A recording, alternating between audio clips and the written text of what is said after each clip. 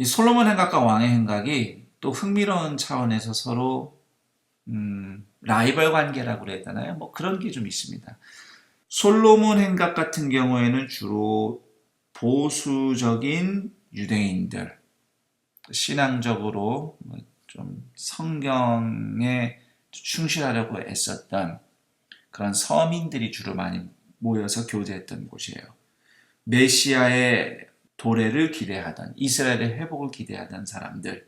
반대로 왕의 행각은 주로 헬라화된 유대 지도자들입니다. 제사장들이라든지 사두개파, 헤롯 당원들, 이런 친로마 세력들이 주로 모여서 교제하던 곳이라고 해요.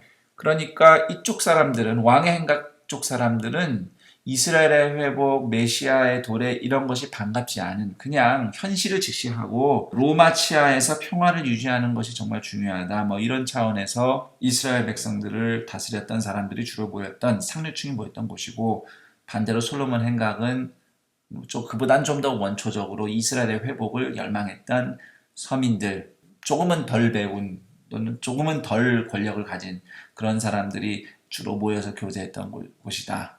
뭐 이렇게 이해하면 될 것 같습니다. 그래서 베드로와 요한이 솔로몬 행각에서 복음 설교를 했다는 것은 그만큼 또 솔로몬 행각에 주로 모이기 좋아했던 군중들을 대상으로 설교했다는 의미가 되기도 하죠.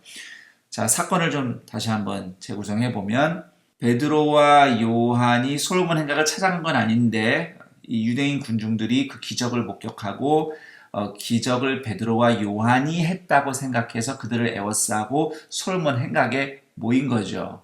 베드로와 요한이 메시아인가, 이스라엘이 회복될 때가 되었나, 이런 기대를 가지고 거기서 모인 겁니다.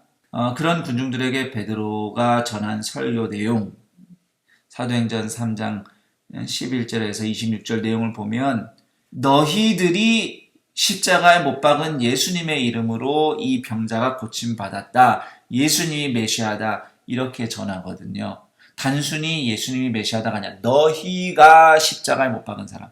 물론 이 메시지는 사도행전 2장 오순절 성령 강림, 그때 베드로가 했던 설교 내용하고 크게 다르진 않습니다만, 솔로몬 행각에 모인 유대인들에게 이렇게 설교하면 이게 좀 특별한 의미가 더 부여가 되는 거예요. 메시아를 그렇게 기다리고 열망해서 솔로몬 행각에 모이기를 좋아하는 여러분들이 진짜 메시아이신 예수님을 십자가에 못 박았습니다 라는 메시지가 되는 거거든요. 솔로몬 행각에 모였던 유대인들이 얼마나 충격받았겠어요, 그 말을 듣고. 더군다나 그들이 절대로 부인할 수 없는 기적이 나사렛 예수의 이름으로 일어났습니다. 그렇게 충격받은 유대인들에게 그래도 회개하여 죄사함을 받을 기회를 알려주고 예수님이 주시는 회개와 구원에 초청을 하자, 그 초청을 받고 회개한 유대인들의 숫자가 5,000명이었다고 사도행전에 기록되어 있죠. 이 솔로몬 행각의 장소의 의미를 이해하고 나니까 우리가 좀 이런 생각이 들어요. 베드로의 설교에 회심한 유대인들 5,000명은 주로 솔로몬 행각에 모였던 보수적인 유대 서민들, 메시아, 이스라엘 회복을 기다렸던 사람들이었다는 것, 이런 사실을 좀 생각해 봅니다. 물론 그렇다고 복음이 보수적인 사람들에게만 영향을 미친다, 이런 의미는 아니고, 궁극적으로는 복음이 차별하지 않죠. 누구도. 사도행전 6장에 보면 허다한 제사장들이 예수님께 돌아왔다라는 기록이 있어요.